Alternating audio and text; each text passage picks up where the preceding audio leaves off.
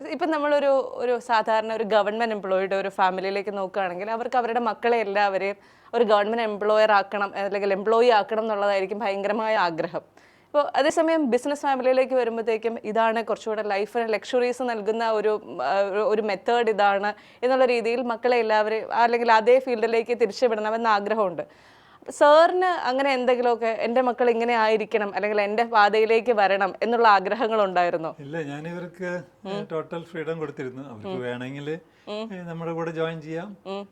അത് അവർ തന്നെ തീരുമാനിക്കട്ടെ. അവര് വിദേശത്ത് പോയിട്ട് അവിടെ വല്ല മദാമേനെയൊക്കെ കല്യാണം കഴിച്ച് അവിടെ കൂടുകയാണെങ്കിൽ അത് ആയിക്കോട്ടെ, ഒരു വിരോധമില്ല. പിന്നെ അവരിങ്ങനെ മാറിയെന്ന് നോക്കുന്നുണ്ടാവും. അപ്പോൾ നമ്മുടെ സ്ഥാപനത്തില് ധാരാളം മാനേജേഴ്സ് ഉണ്ട്. അവർക്ക് കുറെ അതോറിറ്റി ഉണ്ട്, ഡെലിഗേഷൻ ഉണ്ട്. അപ്പൊ അങ്ങനത്തെ ഒരു സ്പേസ് അവർക്കും കിട്ടുമെന്ന് വിചാരിച്ചിട്ടായിരിക്കണം അവര്. എനിക്കറിയാം, എൻ്റെ ചില ഫ്രണ്ട്സിൻ്റെ മക്കളൊന്നും അവരുടെ പാരൻസ് സ്ഥാപനത്തിൽ ജോയിൻ ചെയ്യാതെ അവിടെ സ്വന്തമായിട്ട് അമേരിക്കയിലോ അല്ലെങ്കിൽ ഓസ്ട്രേലിയയിലോ കൂടിയിട്ടുള്ളവരെ എനിക്കറിയാം.